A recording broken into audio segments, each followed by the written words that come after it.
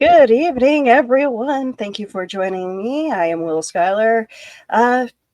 Today on Geeky Discoveries, we have a police officer joining us to discuss the interesting aspects of the Satanic Panic that happened in the 80s. So stick by.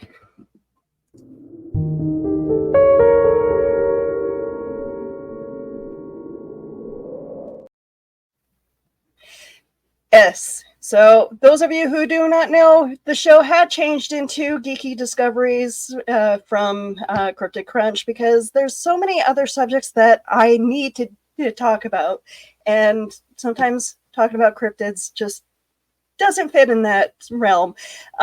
So tonight, again, discussing the Satanic Panic of the 80s. And I have a wonderful guest. Geek Gumshoe. Good evening, folks. We're going to talk about the best Satanic Panic ever. I'm excited to do this deep dive with you, and then I have Aubrey. There she is. Fashionably late. I love it. Coming in hot. So, you guys both live in the Nashville area or like Tennessee. How was and I know you guys are a little bit older than me, and how was dealing with the Satanic Panic for you guys where you lived? You know, one of the things about growing up, and I think I'm probably older than both of y'all.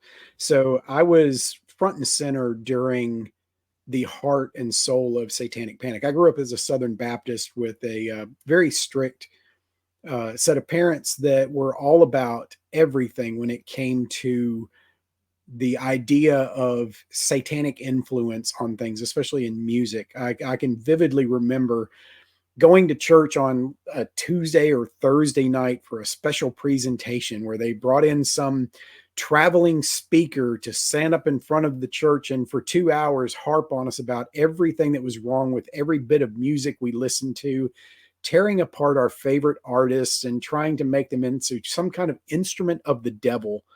And they would flat out make things up just to get by. And this guy that we didn't know him from Adam, standing up in front of everybody, he's this self-professed expert on this subject. And you're pretty sure that he spent last night in a hotel lobby bar trying to pick up on some hooker that was sitting a couple stools down from him or something. And now he's standing up in front of the church telling everybody that the music their kids are listening to is the work of the devil and it's going to send everybody straight to hell. So that was my beginning of experience with it. So when it started bleeding into all these other things and you started getting things like criminal cases that were coming up that were so influenced by Satan and devil worship and all that kind of stuff, it was an interesting thing to watch, but it certainly wasn't necessarily all wrong. It was just mostly just mischaracterization of what was going on. Yeah. And Aubrey, what was your experience like growing up with the Satanic Panic? Well, the funny part is that I wasn't in the South during Satanic Panic. Oh, I was raised, little known fact, I was raised up north, Massachusetts, Connecticut line, and it was everywhere. It was everywhere. It was everything from music to books in school. Mm-hmm. We had parents left and right talking about how this kid fell into a bad crowd and they're, playing with dice and, this kid's staying out late and meeting with people that their parents don't know. These are latchkey kids. Okay. We're used to doing that to begin with at this point. And even the thing is that my first interaction with anything that has to do connected with Satanic Panic, because we're going to talk about a lot of things when it revolves around this, but this might have to go into a part 2. D&D is a huge thing. And my first experience hearing about Satanic Panic was finding out that my dad played D&D. Oh, You know, whoa, that's not okay. And my great grandparents, you know, Roman Catholic, old fashioned Roman Catholics, hardcore, not into whatever you're going to do in the middle of the night if you're talking about dice and demons. Oh my goodness, what could it possibly be that you would be doing? No. So it was an uproar. So as a young kid, and we're talking about before 12 years old, being told that a board game, was being confused with the ability to connect with the nether regions. Yes, thank you so much, because come on, people. If you don't play D&D, you should check out a YouTube or just try to throw together a game. It's just a game. It's just a game. But yes. And then years and years and years later, Willow, Geek Gumshoe, as a married adult woman, I get told from my very religious in-laws that, yes, we discourage the use in our child's young years of playing D&D. And I looked at them and I went, I thought these people were only in fantasy.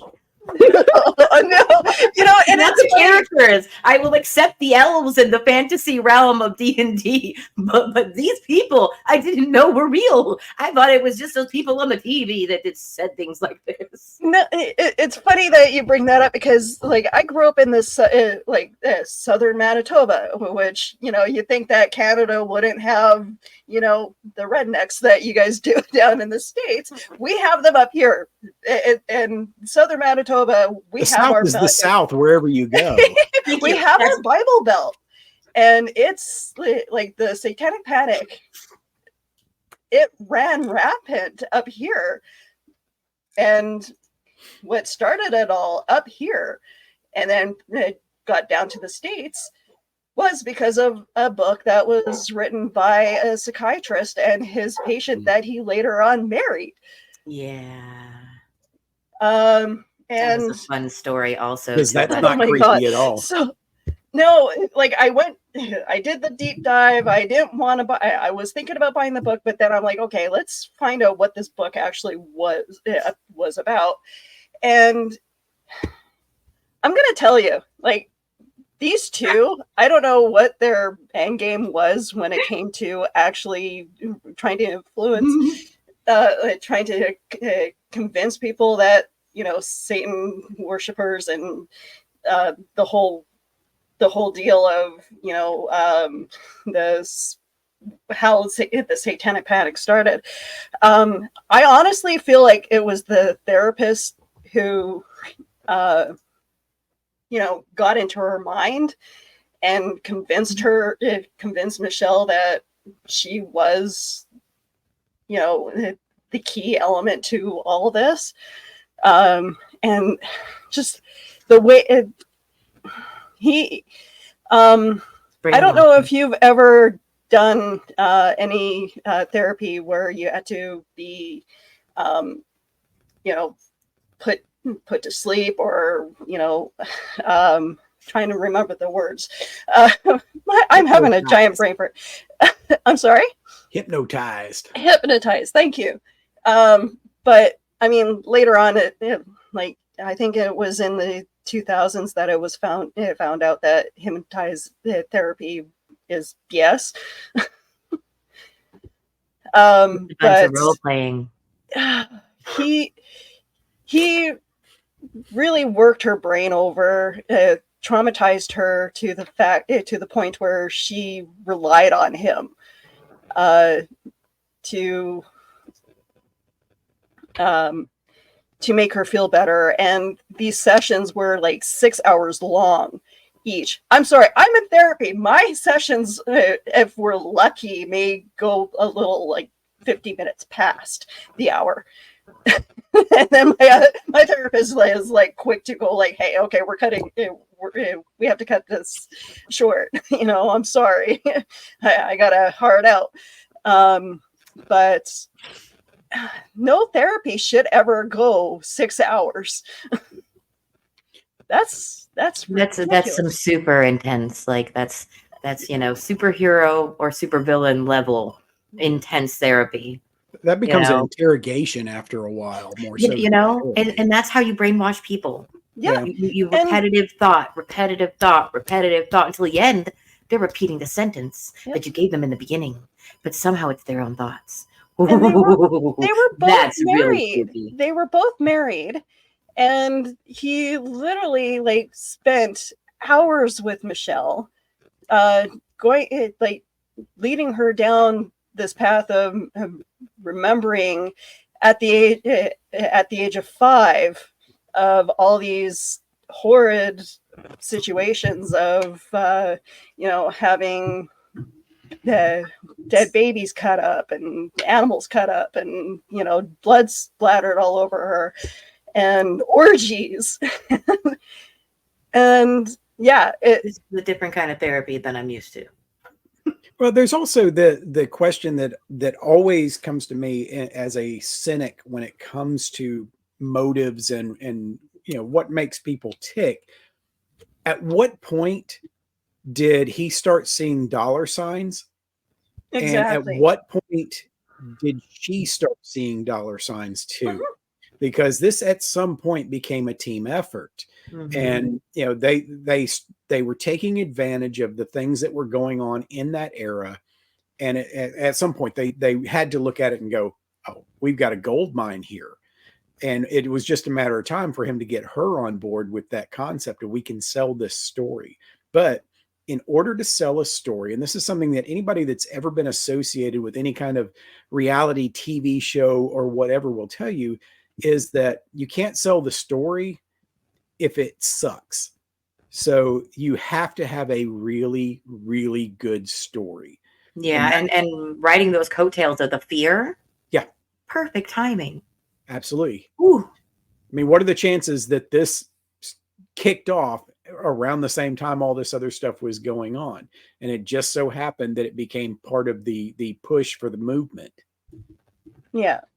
They also the guy Lawrence Pasdar, he convinced Michelle to go to the Vatican with him to sell them this book, and they gave them, I believe the price was $10,000 advance to promote this book.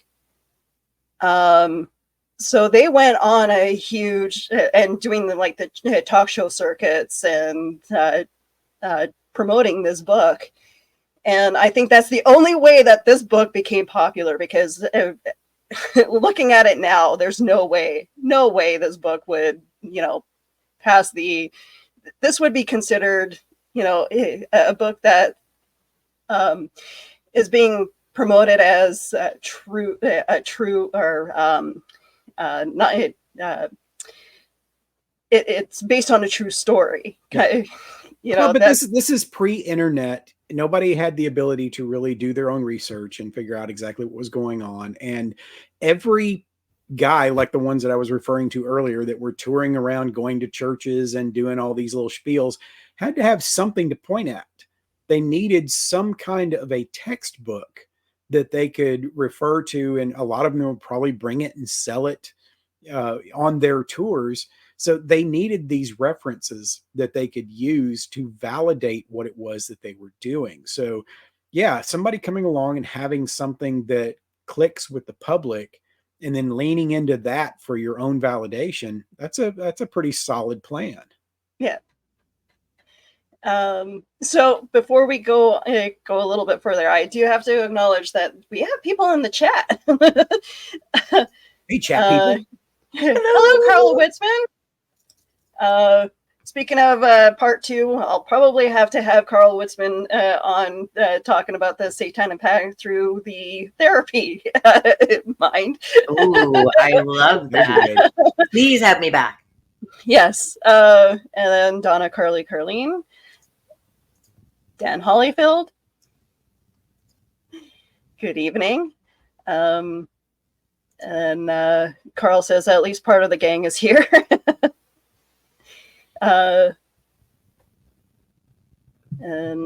Carl says, "Hey, hello, Willow and Geek Gumshoe." So Blade Thesis is in the chat saying evening to everyone. And of course, the fun with the trolls and the the spam bots. Trolls? What? I got a couple spam bots showing their faces around. Hey, that's when you know you've accomplished something. We've also got my friend Cat. She is an authoress of nightmares. She's a writer of nightmares. Ooh. So, oh yes, nightmare. Tabitha. Hello, Tabitha. Daniel McKellen. Hello. Carl says we had an in-service at the mental health center about satanic symbols, etc. Everyone talked like it was happening all over the city. Nope. And that brings me to one of my first questions for the Geek Gumshoe is the training videos. Did you actually have to sit through those training videos that they released during this time? I haven't seen the ones that you're specifically talking about, but there were a lot of training videos that were used early in my career. And as things progressed, then we started getting a little bit more professional training and people that would come in and educate us. One of the things that I got to attend, I think it was my second year on the department, I got to attend a week-long class on alternate religions and cults and deviant groups and things like that. And it was absolutely fascinating. And it was right along with my line of interest anyway, but it also gave me a perspective on things that I had never really been exposed to before. And so you think a lot of times that when law enforcement's getting trained, that they're bringing in people that aren't really knowledgeable. And this particular class, this guy had a lot of really good information. And one of the things that we talked about, there was a guy that was in my class with me who was from a Texas border department, like a police department down on the Texas border near Matamoros. And one of the things that we talked about quite a bit was the Matamoros murders that happened in 1989, where a young student that was on spring break went down into Matamoros and disappeared and was found murdered by a drug cult. And the incident was turned into a movie a few years ago called Borderlands.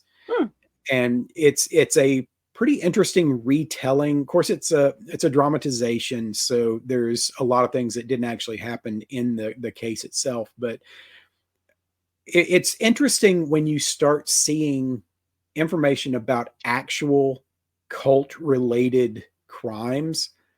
And I still, to this day, I have a VHS tape of the crime scene processing where they were digging up the dozens of bodies that were on this property where this murder took place. And you realize the level of cruelty that people can go to when they are fueled by some kind of a belief system that steps outside of what the rest of us understand and what we've been raised with. So there is some really good and solid training out there. There are some true cult murders and satanic murders that are out there. So it's not completely just, everything's not just made up and weird. Yeah. But when you start getting into the reality of it, it gets pretty dark and pretty rough. Yeah. And like, I know that there were like a couple cases that have come out because of this, where at least a couple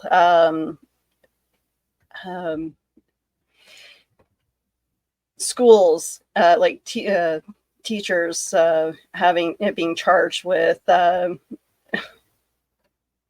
murder or like sexual abuse and stuff like that. They were wrongfully convicted, unfortunately, because of all this. One case in mind, McMartin. I don't know if you guys know about this case. the McMartin preschool, where That was disturbing. Yeah. yeah, the teachers were brought in, were charged with sexual abuse, and people were claiming that they were doing satanic rituals on the kids, which ended up not being true. And just there was another preschool similar to that, of a family who had a preschool in their home, and same thing where, you know, apparently there was satanic rituals happening to the kids, and somehow the cops had sat with the kids and kind of led them into these stories of how they were sexually molested. And yeah, it was a lot of fear mongering and really almost not even just, I wouldn't say making up directly, but it was like they were looking for these situations, mm-hmm. you know, maybe associating D&D. Okay, it's a board game, guys. Yeah. It's like saying the Ouija board was responsible for somebody hacking up their family. It's not going to happen. Okay, reality sink in here. The special that I sent you, Willow, it starts with indoctrination from a church, like, you know, and then you've got, you know, and it's like a PSA, and then you've got the movie that I sent you, you know, which you know, we could talk about, like the fact that Tom Hanks, one of America's sweethearts of an actor, male actor, in a movie that was essentially a huge proponent in making this a fear-mongering time over. It was a movie, guys. And we talk about fans. They talk about toxic fans nowadays. These people have been around forever, guys. Mm-hmm. It takes a small information to start a witch hunt when there are no witches. Even if someone seems like a witch, you know, it's probably. And even the three gentlemen that were wrongfully convicted of murder, that there's a lot of cases, unfortunately, like this, where, you know, people were wrongfully convicted, all because of a small town believed that, you know, these people were involved. Meanwhile, the real person that was involved in, like, murdering 3 children were, you know, walking around free. Let me share an unpopular opinion. I'm not convinced that they were wrongfully convicted. I'm pretty sure you're talking about the West Memphis 3. Yes. Oh, okay. You think they were? That happened right across the river from me. Okay. Oh, okay. I followed the trials. I followed everything that went along with it. Was it a botched investigation? Absolutely. But that does not mean that these guys didn't have anything to do with this. And there is a lot of evidence, believe it or not, that says that they did it. But what people lean into are the inconsistencies, the holes in the investigation when they say that they think these guys are innocent. You get a bunch of Hollywood types, you know, on board. For those that don't know, can you explain this case to us? Because I don't know a lot about this at all. Yeah, so I think it was early 90s. It was 91, 93, something like that. 3 bodies were found of little boys that were brutally murdered, and their bodies were left in a creek bed in West Memphis, Arkansas, which is right across the river from Memphis. And in the subsequent investigation, 3 young men were arrested and charged with the crime. One of the young men, the first one that was interrogated, was a mentally delayed person that provided a lot of the information that led the investigation forward. In the years that have come since, a lot of people have decided that these guys didn't do anything, that somebody else killed these boys, and that the police department was 100% wrong. And one of the things that you've got to understand with any kind of a criminal case, especially when it comes to a murder case, is that, for starters, the police department has to conduct an investigation. They have to take the content of their investigation and they have to present it to the prosecutors. The prosecutors review that information and determine if there's enough information to move on to charging and prosecuting the. Are y'all losing me right now? It kind of went a little choppy, but Yeah. you're back. Yeah, Is there storming in your area? I don't know what's going on, but every once in a while, everything will just kind of lag. But anyway, so after the prosecutor gets it, it has to go to the grand jury, and the grand jury has to decide if it's something that they want to continue up the line. Then once everything goes to trial, then a jury has to review that evidence and determine if the case is presented in a way that makes sense and is willing to, and they are willing to convict these people for these crimes. So to assume that this crime was prosecuted and these guys were found guilty just based on satanic panic is to assume that every step in that process was tainted by this. And that's not the case. Yeah, there were some serious missteps in the investigation. And I think that's what causes most of the problems that people have with it. And the three guys were not determined to not be guilty. They were determined that there was enough problems in the case that the state of Arkansas would retry the case. But so many of the people associated with it were no longer available or were deceased that they knew they could not successfully prosecute the case. And that's why they went to them and offered them this deal that says, if you'll sign this paperwork, we'll let you out of jail. So it's not that they admitted defeat. They just knew they weren't going to be able to do this again. There was too much water under the bridge. Too many things had passed. So they weren't going into it saying, we don't think we can win this case again because we didn't have a good case to start with. They weren't going to have the people to put on the stand that they had before. Yeah. Now, they had some absolute clowns on the stand, which is another part of why it's so easy to pick this case apart. But it's another one of these cases where the things that people are leaning into, they're leaning into because they don't know anything about criminal investigation. They're leaning into it because Johnny Depp told them to feel this way. And of course, there's been book after book written about all the inconsistencies. But what I've really been hoping for is that someone that was involved in it would finally come along and write a book that says, this is why this happened the way that it did, so that we can lay it off. Now, was satanic panic part of it? Probably. But let me tell you something. Eccles was one of those that was the leader of the group. And he was one of those people that, to me, kind of was his own worst enemy, because he did not act like an innocent man during trial. He acted like a punk that wanted to make a name for himself as a devil worshiper. To get up there in trial on the stand and claim that he changed his name to Damien to honor a Catholic priest is insulting. The fact is, he changed his name to Damien because he wanted people to think he was evil. The name Damien has not been in baby name books for decades because of the Omen movies and what they did to that name. It's like naming your kid Adolf today. Yeah. So he's bought into the cult of personality, basically. Exactly. And so he set himself up, essentially. And then the way he acted during the trial didn't help any. But it also did not do anything to sway my view that he was an innocent man that was trying to fight for his life, because he absolutely was not. Yeah. But yeah, so I did find a picture of the West Memphis 3 and the boys that were murdered. I do hope that more information does come out from it, but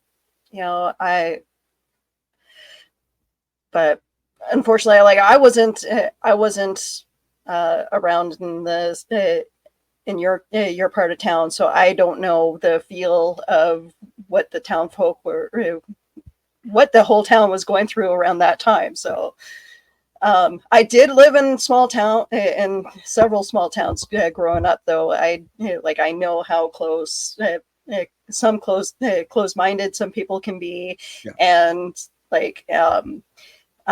how very influenced with religion others can be, and how that can affect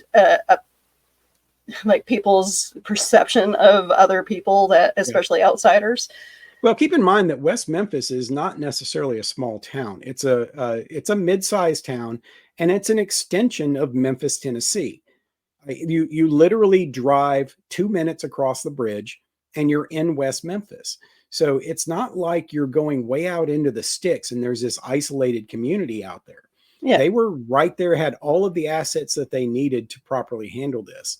And of course, the things that stand out the most are the things that they did wrong. And that's understandable. It's not a big town department that's doing a whole lot of crime scenes and a lot of murders, and especially not a murder that looks like it might be cult influenced, or at the very least is a mass murder. So, they definitely had their hands tied to some degree, but it's not like they were just out in the middle of nowhere and didn't have any assets available to them. See, and that's just it. Like I live in Winnipeg, and we are considered to be like the small town. Still have like the small town. Like I can't leave anywhere without running into someone that I either went to school with, or know in some fashion. Sorry, Aubrey, you were gonna say? No. The same thing. I feel like small town mid-America is the feel of, that they're the people that got gripped the hardest. The rural communities maybe didn't even hear of some of it, but you get, a small story and it blows up. This was on 60 Minutes. The what I sent you was 60 Minutes was playing, this intense interview about, did you ever think, talking to the creators of D&D, did you ever think that possibly this could be responsible for that? And the pause and the look on the creator's face. Imagine if Monopoly was responsible. Come on, guys. Okay. See, we get giggles. Right? Well, but because I'm thinking about stuff like this, America's Deadly Game, and then you have, Dungeons and Dragons, just a harmless fun or sorcery. And you've got parents that are like, my kids shot themselves and they're on the front lawn. That is heart-wrenching. Okay. Mm-hmm. I know someone who lost their kid early. My brother, we lost at 21, but the movie was about college kids. The most of the people that were playing this, you had to be severely intellectual. The kids that were severely intellectual were doing these games, they weren't doing them to harm anyone. 90% of them were just awkward kids. Like the people, watching this, the people sitting here right now, we're all talking, we wanted to be accepted just like anybody else. And we had an idea of fantasy and big words. And we didn't want, I had a lot of friends that were into D&D when I was a kid. Of course, I was not allowed to play because, I've already explained my parents' profile. But I knew a lot of kids that were into it. I didn't know anybody. In the course of my entire childhood, growing up, going to high school, I never knew a single person that would do anything to harm another person in the way that people were being told D&D was going to make people act out. Yeah. I never knew of a school shooting when I was a kid. It didn't exist. We all had, gun racks in the back of the truck that had a shotgun in it because a lot of the guys were coming to school after going deer hunting in the morning. And not only did nobody break in and steal it out of their truck, they didn't go get it because they got mad about something and start gunning down people in the hallway. So the idea that Dungeons and Dragons was turning people into these evil creatures that were hell-bent on torturing and killing people based on Satanism is absolutely ludicrous. It didn't happen. There is one case that I during my research did come across of one college kid who actually did, plan out his parents' murder by using like the format of D&D, like the map making. And he's like, okay, this is the map of my house. And, right. But in which case it's probably more of a symptom than the cause. Yeah. He just wanted his parents' money. He knew that his parents were rich and he was tired of, I guess, his parents not forking over the money when he needed it. Like the Menendez brothers. Yeah. I'm just saying that the creator said it best. you can make anything evil if you try. Absolutely. Okay, you can make anything. You can demonize anything. Anything can be. Christianity was used for evil. Anything positive. What is it? Toxic positivity people are saying now? Positivity can be toxic. Come on, people. You can drink too much water, okay? Everything in moderation. Why do you choose to demonize something that brings people together? If you're worried about it, go play it with your kid and see what it's about. Oh, Because you might have fun. It's about Ooh. control. The Mhm. entire idea of the religious response to satanic panic was control. The kids that were going and, going down into the basement of some friend's house and playing this evil game or listening to heavy metal music or whatever else they chose to put that particular label on, it was all about control, because those kids were not going to church and spending that time there and bringing their money there and doing the things that they wanted them to do. They were losing control of the kids. And that's where the problems came in. It's where everything comes in, whether it's politics or whatever. It's all about control. Yeah. We have to maintain control, because if we're not maintaining control, then we can't control the narrative and where it goes from here. And we had our own little satanic, where I grew up, like the church that my foster mom kind of forced us all to be part of. I remember, and I've told this story before, where we literally sat through a whole sermon on how evil Pokemon was, and this wasn't the first time that apparently this was very common around the time. It was,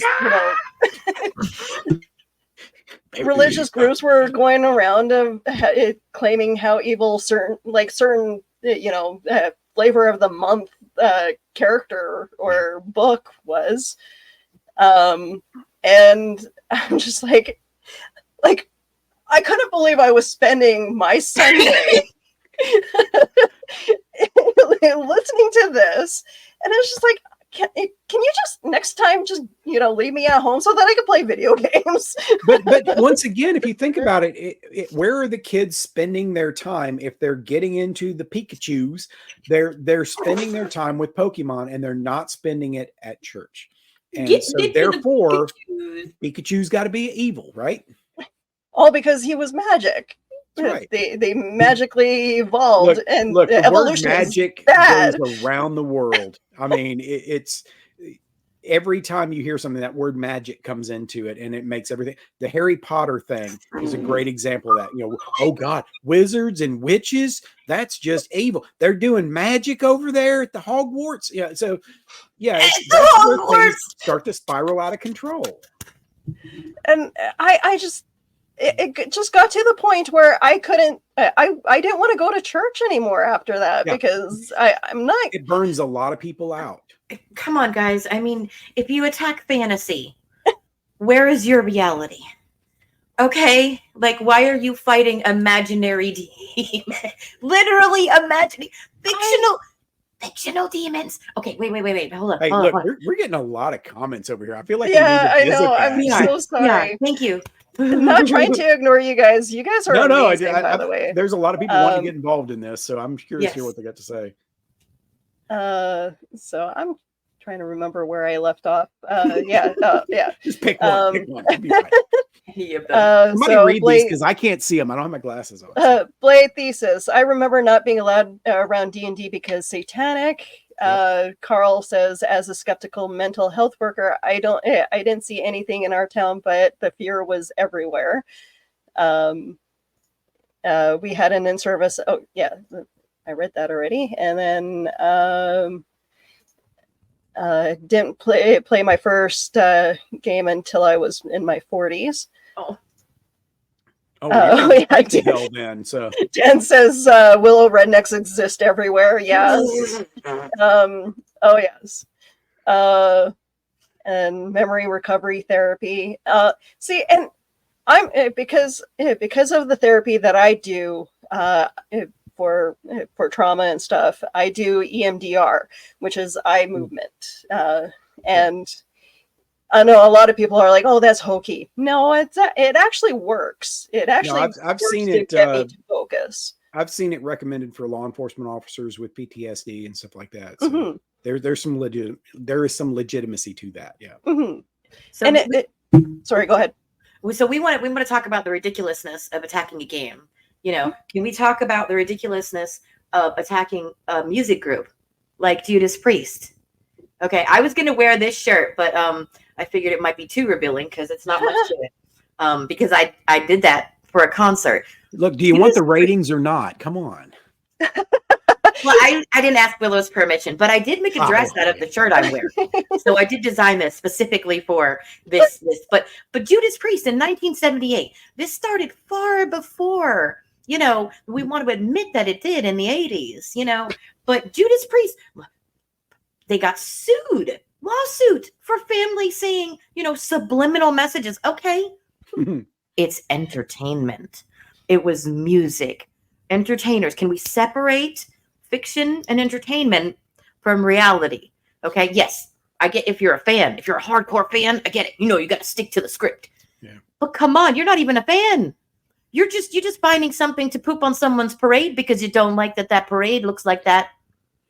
Go to a different parade. There's a reason why in the late 70s and early 80s, or even back into the late 60s, bands were going with names that were super controversial, like Black Sabbath, Judas Priest. You look at the image of people like Alice Cooper and Kiss and King Diamond and bands like that, projected this image of devil worship because it got them headlines and it made the Christian right extremely nervous, and that's where they got their free press. I can remember vividly during the 80s, movies that nobody would have gone to see had the church not made such a big deal about it. Movies like Passion of the Christ, or not Passion of Christ. What was the other one? The one that Willem Dafoe did back in the 80s. I can't think of the name of it, but where he played Jesus. And it was one of those things that all the churches were like, don't go see this. This is evil. And people went to see it in droves. And it did exactly what they wanted it to do. So all these bands, Motley Crue and these other bands that were putting on makeup and they were doing songs about the devil and all that kind of stuff, they were doing it for the dollar. It had nothing to do with Satan worship. It had everything to do with getting your kids money or getting your money out of your pocket through your kids. But so 1988, The Last Temptation of Christ. Last Temptation, that's the one. Oh my gosh. So now you've turned me on to new movie. I did not know. I was 8 years old. I did not know it existed. Thank you, William Dafoe. I will be watching something that is a pagan that I have never seen before. It's a snooze fest of a movie, but it made a lot of money because the church didn't want you to see it. So. Thank you, the church, for telling me about another good movie that I get to see. And at the time in the 90s, like being in my last foster home, I was trying to be more involved in the church, and I remember when they were releasing all these movies that were part of the church, and one movie with Kirk Cameron about the rapture. Yeah. I remember actually enjoying that movie and being like, hey, this is actually a really good movie considering it's a church movie. And the series, the show, I loved it at the time. Yeah, those books were in everybody's house. Yeah, it was a good series. It was good. It was well written. Left Behind. That's what it was. It was interesting. It was. I was gung ho. We had a thing at our church where they were unveiling the movie, and so we all went together like it was movie night. Yeah, that's great. Do those things, guys. Stay away from pretending like fantasy and entertainment. Comedians, musicians, artists are somehow making the devil come here. Okay, but unfortunately they're not doing that. Unfortunately, now we're not. It's not just the church that is giving out misinformation and doing all. I like to argue with the woman who owns the Humane Society in my city. because she loves to go after the farming community and throwing out misinformation. And I'm just like, wow, okay, you're supposed to be looking after animals. Yeah, Shouldn't yeah, you be advocating for, yeah, I feel like and the working fear with, mongering, yeah, right? I feel like the fear mongering of the Satanic Panic is a huge reason why it affected so many people in a positive way and negative. Like okay, I don't know if we're allowed to talk about politics on your show, Willow. We try to stay away from it on the Saturday morning. If there's any but you Saturday guys morning know where hunter. I'm more liberal leading So anyway. you get So. somebody like, cult of personality, Mhm. Trump, or anyone like him, and if it sells, like you were saying, Geek Gumshoe, if it sells, people are gonna put their name on it. They're gonna ride the wave of the popularity, of the money. The comedians are gonna make jokes. The movies are gonna come out with it. The songs are gonna have it. Come on. Has any one of us not been a kid when the parents or the people in charge say don't do it? Guess what they do? Yeah. So just focus on your message and stop focusing on what not to do. Yeah. Okay? Because if what you want them to do, that's how you teach people. If you want them to do it, you talk about the thing you want them to do, not the thing you're like, oh, this is bad. Yeah. Oh, wait. Well, and that's a great point. I'll be right back. That's a great point because, one of the things, talking about Last Temptation of Christ, nobody would have gone to see that movie had it not been such a big deal. And there are so many things like that, and don't get me wrong, I have no problem with religion in general. I grew up in a very strict religious home, and I still have my faith that I adhere to. But my problem is when you apply it when either you politicize it, you monetize it, or you make it into something that it's not meant to be. That's when it starts to become problematic. And so I tell a lot of people, maybe the best approach sometimes is just to shut up. Don't give people free press. When the Klan comes to town, what I tell people is, don't go there and try to shout them down. Don't go there. Make them talk to empty streets, because that's how you win against that kind of an enemy. Don't go and give them what they're looking for. Don't go and run your mouth and get violent and cause problems, because that's when they're going to point the finger and go, you see, we told you. Instead, just stay home. Yeah. Let them talk to nobody and see that they have no support. Yeah, or come ready with peace and love that you preach. No matter what religion you come from, come with open hands. I wish to be understanding. Help me understand, and you understand. Yeah, just That's be an not example hard to people. That's all you can do. It's really not hard. It's really not. No. So the fact that we talked about Satanic Panic, we talked about, I've never been. All I knew about this wonderful band Judas Priest is that people hated them. So I stayed away from the music. Like, I never heard them. I went to the concert this year. Woo! Okay, you know what? Then I play D&D. And guess what?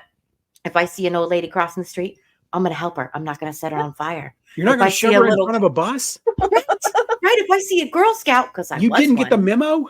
Right? I'm not going to eat the Girl Scout. I'm going to buy the cookies. You got to cook them and just support, right? Always cook them. Or are your Girl Scouts cooked? Talk to Wednesday about that. Is it made Are with they real Girl lemons? Are they real Girl Scouts? See, I didn't make it past the brownies stage to become a Girl Scout, so I was cadet material, apparently. Don't ask. Look, the fact is, there's been wave after wave of satanic panic or something that's equivalent to that for as long as people have been around. The Salem witch trials. One of the things that I find funny is all these people that will make posts talking about, they burned people like me back. No, they didn't. They didn't burn any real witches. For starters, they didn't burn witches in Salem. They hanged them or they drowned them or whatever. They also didn't execute any actual witches. They just executed people that somebody was mad at. Mhm. You said the wrong thing to the preacher's daughter. Now all of a sudden you're a witch. Yep, you're the That's what that stranger in was. town that bought the house that Yeah. somebody else wanted. They were getting rid of their enemies. They weren't getting rid of people that fit into a clean category. You can't go, oh, well, this person was a witch, we got rid. You didn't. All you did was get rid of your enemies. And that's one of the problems with movements like that, is that it becomes about eliminating the competition. You're getting rid of the people that don't agree with you or what have you. All you got to do, and we see this right now with the whole cancel culture movement, you just got to say the right thing, and that person is out of here. They don't stand a chance in the cult of personality that is so prevalent today. And I mean, and which is funny because on both sides, yes, we've had issues with cancel culture, affecting, like, going totally whack. Like, we've had a couple of our statues torn down at our legislature building because some people believe that Queen Victoria was against a group, our native population, and that from research that I've done, I haven't been able to see any proof of that. They destroyed a statue of Queen Victoria without reason, as far as I know. But there's a lot of that goes on, though. People will destroy anything if somebody tells them that it's the right thing to do, and they feel this kind of sense of justice about destroying something, and they don't do any research. They don't try to find out about it. They destroy things based on what they believe today. Yeah. And that's part of the problem with what's going on right now. We have our own version of satanic panic that's going on. It has nothing to do with the devil. Yeah. It has everything to do with the fact that everybody wants to think that everybody should think like they do. And it doesn't matter what your political perspective is or what your historical perspective is. If you want people to think like you, then you're part of the problem. And you need to sit back for a second and evaluate it and think, oh, do I really need to be doing this right now? Because what happens when somebody comes for that thing that I love? Yeah. Because it's going to happen. If we make this the trend, that's how this is going to go. We're going to have our own version of satanic panic that nobody is going to be able to get back under control. Yeah. I don't think you're wrong. I think it's already started. I think it started somehow when we were all locked into COVID.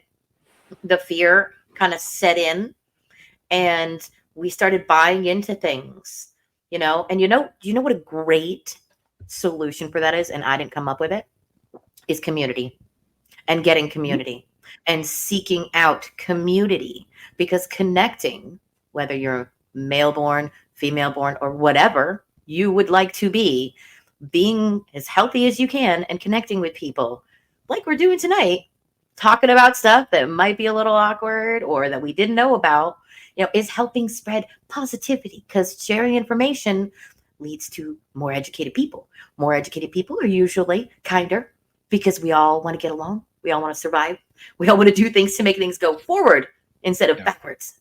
Well, we also have to look at education as being something that's not necessarily formalized. You may not be as educated because you didn't go to college or you didn't go, get, an advanced degree or something like that. Doesn't mean you're not educated. Yeah. We are always learning something. And when we start deciding we've learned everything we need to learn, that's when we start really messing up. Oh, yeah. Yep. And we got some other comments here. Hi guys, you keeping up with this a monumental movement? Roller coaster ride tonight. Right? I'm trying to find Eli's entrance into all this. There's Eli. Eli's checking in. Oh boy. Oh, here we are. Eli T. Cash, thou shall summon me, start of my birth month, and you were talking about the satanic panic.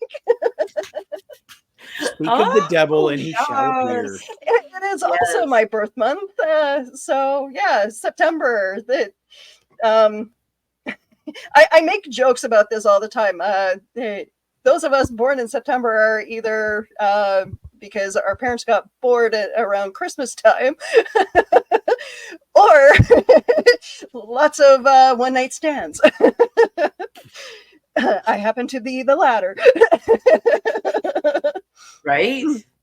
So happy early birthday to you, Willow and Eli. As we talk about the forces of good and evil and how we can use it for our benefit and detriment sometimes, because that information bug, we learned this in school, guys. It's called telephone. Research your information, find out where it came from. It's okay. You know what? They tell you to even get a second opinion on your doctor. Do you do that? That's a good idea too. Like, I'm not talking down. These are things I learned not growing up either. I had to learn all this myself too. So it was a huge culture shock when I moved to the city from living out in Steinbach, like a small town that I grew up in for years. And like, I went to high school. I met my husband in high school. And I make jokes because I don't consider us high school. He wasn't a teacher, was he? Oh, no. Oh, dang. He wasn't your therapist, was he? No, was he your D&D master? He wasn't a student. He was the dungeon master. Oh, but because we solidified our bond with each other, because there was a point where when I graduated from high school, my foster mom did not want to drive me into town to bring me to work, so I had to stay with my husband now, but boyfriend at the time, and his family, and I lived with them for like 6 months while I worked 2 jobs, trying to save up to move out of my foster home. That's responsible foster parenting right there. I could go on for days about. That was amazing. Some parenting right there. Woo-hoo. I refused. I refused. There was like, it's in my head of her telling me that I will not amount to anything, and I will become just like my mom. And yeah, it's okay, guys. This ring is my grad ring, and I am very proud of graduating high school, because I did a lot of work to graduate, because I was not going to stay in foster care until I was 25. Yeah, I think that you have a very interesting perspective when it comes to that, because there's not everybody that has to flee from their family home life. And I know a lot of us got staying in school longer because we wanted to avoid going home, but not everybody had to work 2 jobs just to get out of their living situation, And I struggled, because living out in Steinbach, it was like the Satanic Panic thing, where they were easily manipulated by the church, and they didn't take kindly to outsiders. And because I wasn't of the Mennonite birth, I didn't have their names. They did not like me. And I struggled. Yeah. And I mean, that's all over the place. That's all small town Americana, unfortunately. Yeah. That's why I ended up moving to the city, to Winnipeg, because I couldn't find a job. It got to that point where, my job at Pizza Hut ended, and that was my first job. My job at the hospital ended, and that trying to find a job afterwards was difficult. Kind of what I'm having to go through now. It sucks. And how old were you when you were going through that? 19. 19. 18, 19. Yeah. No, you know what? I was a single mom at 19. So I get you. And I was in young struggles. I was a nanny for a couple of years, just because I needed a place to live. Yeah. It's a valid approach. I mean, it beats the alternative. Yeah, but it's definitely a time period in which it wasn't acceptable, honestly, Willow, the way you're talking about it. We were around and struggling at 19 years old, both of us, and in separate parts of the globe, and I don't know about you. You said that it was difficult, in a small town. Same thing, like a young girl moving there, unwed. I was pregnant, and moving to an area. I knew no one. I had no significant other to take care of me. Unwed again was still in 1999 was still considered a look down upon. This is before, the teen mom shows came out. It Oh, was like it was acceptable and cool to struggle on your own, and if you branched out before then, oh, did you come from a broken home, was the first reaction, right? It was like, oh, what would happen to that family, heaven you know forbid you have your boyfriend over at your place and he parks his vehicle in your in your yard, and he doesn't go home until like late at night or whatever because, well, you were in the middle of watching a movie. And so Joe didn't leave till I think it was like 1 2 a.m. And one of my friends who didn't even live, I lived in the trailer court at around this time, and one of my friends came up to me. She's like, "Oh, I saw your boyfriend's truck. What time did he sleep over?" I'm like, "That's none of your business." yeah, and that's the perfect What the example hell of how in this the stuff trailer works. courts? That's not even your area. I don't know that we're ever going to, as a society overall, get to the point where we don't try to interject our own personal perspectives and our own personal morals and values onto other people. One of the things in my career in law enforcement that I had to come to grips with was that the morality and the standards that my parents set for us were subjective. It was not something that everybody, I would encounter people who were perfectly fine with letting their daughter's boyfriend spend the night in her bed. And that threw me when I would encounter people like that. But then I began to understand that people feel very differently about things. And while that may seem extreme to a lot of people, it seems like a viable option to others. The parents that would throw parties for their kids where they would allow other kids to drink in their home. It's, well, as long as they're drinking here and they're not out driving afterward. Well, guess what happens? The kids are going to leave your house. They're going to go driving afterwards. Mm-hmm. So there are things where I think we still have to accept that there are social standards that we all need to stand by. And then we also have to accept that other people are going to do things different than we do. And it doesn't make it wrong. It doesn't make it the work of the devil.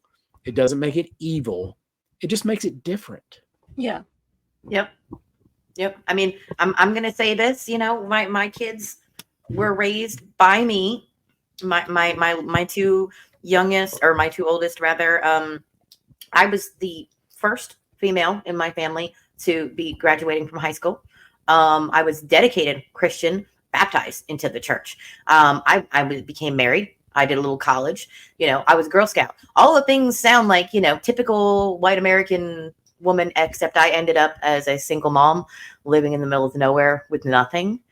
And had to struggle my whole life afterwards to make things different. And I have to say that no matter where you come from, all the people I've met, the same pervading thought is this: if you have this thought of this thing is evil, you're going to allow it to be something that you share. Make it something that for certain is something that you should talk like that about before you spread those, because it takes a little bit. It takes a little bit, and then you're like, "Oh, this became a monster all on its own." There were so many lives that were interjected on, that were ruined, that were businesses, and if you can write it out and you can make money off of it, they make it seem like it's okay, well, look into it, find out what's going on. This was something that was fear mongering to a point where social media, shame on you, when it was early days, media was taking a grip on the average woman, the average guy, and feeding into that fear. And I really hope we're over that in some ways. There's a big difference between something being evil or of the devil and just things that are just not a good idea. And we have to put that in perspective and teach our kids that. You don't tell your kids, oh, this is the work of the devil. You don't need me. No, tell your kids, hey, look, this is a really crappy idea. And I feel like you're going to regret this if you go down this path. And then hope that they'll choose the right thing. But as soon as you start putting labels on it, like, oh, this is the work of the devil. Well, guess what? Modern kids are going to reject it outright. They're not going to hear anything else you've got to say. They're just going to hear, oh, well, you're just a religious freak and nothing you say is really going to, impact here. So they're going to walk away from that. Mm-hmm. And I think that there's a responsibility in parenting and grandparenting these days that you have to let people make their own decisions and give them the advice that you can, but don't color it with your religious prejudices. Don't color it with extremism. Just, give it to them as a point and say, hey, look, here's why you're probably going to regret this. Yeah. And I do respect the teachings that I've gone through with Christianity, and every so often I may pick up a Bible or make a reference to like a passage that I remember as a kid, but I don't have anything to do with the church that I was a part of as a kid. I don't have anything to do with my foster parents. That's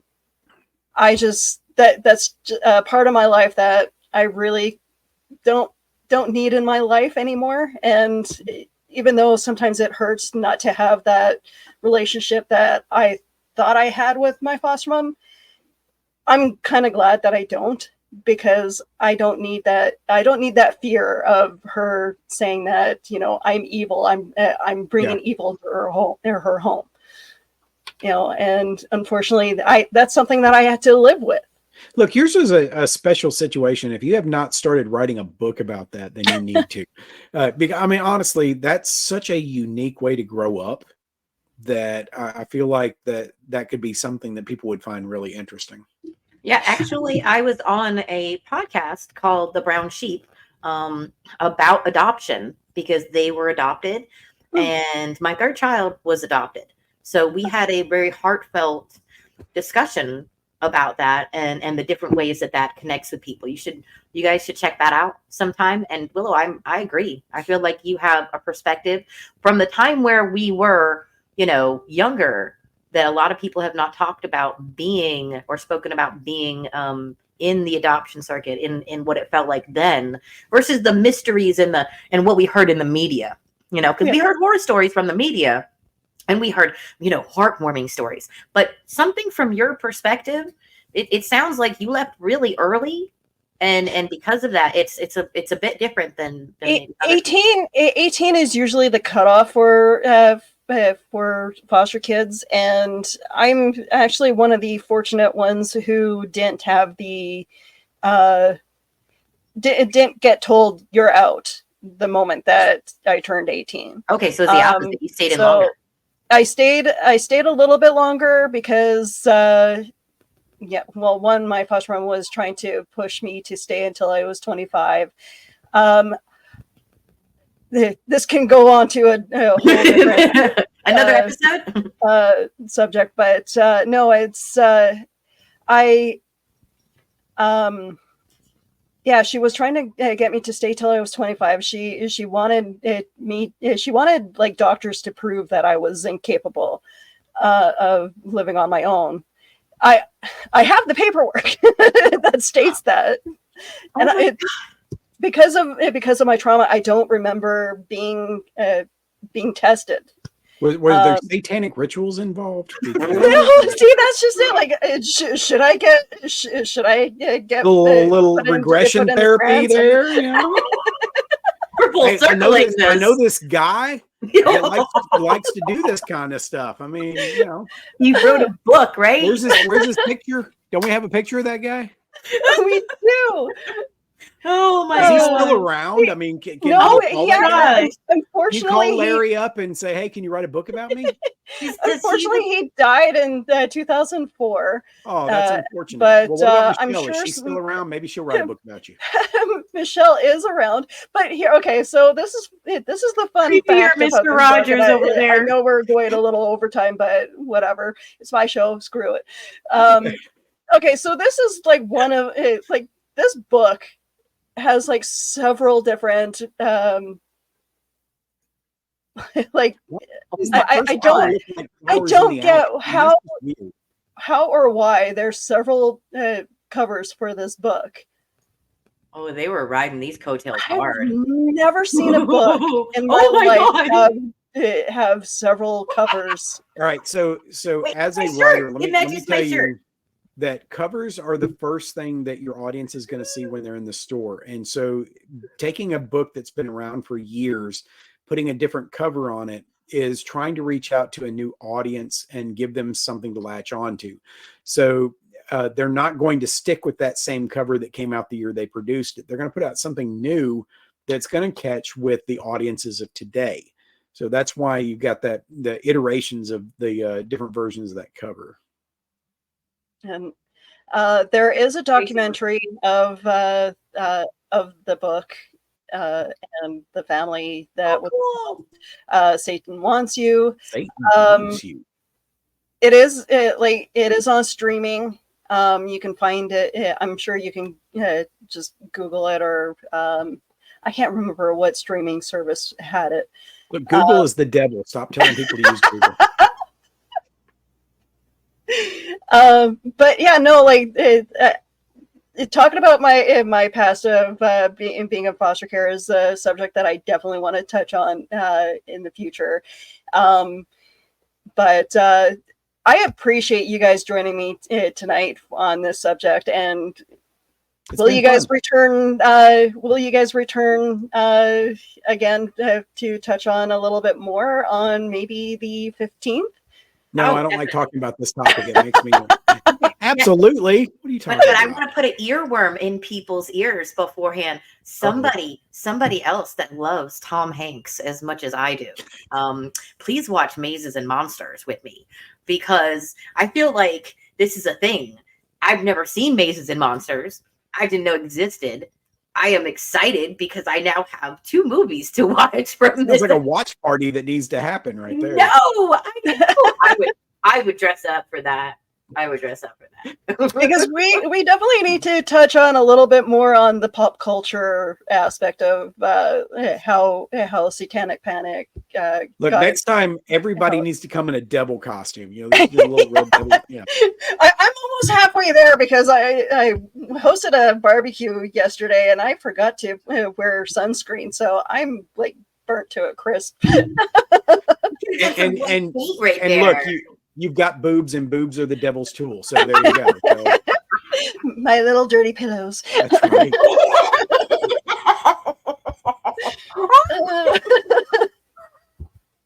But you guys, you'll fall out down here. What's it?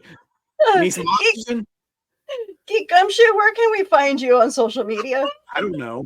I mean, I honestly don't know which of my social media is up right now. I've taken a few of them down because I have another platform that has been very successful lately. So I've kind of been moving away from the Geek Gumshoe persona, but I think I'm still out there on like Instagram and stuff like that. So okay, because I do follow you on TikTok as well, just because you guys do some amazing videos, and I like following your family and all your little we're so weird conquests of going to conventions. So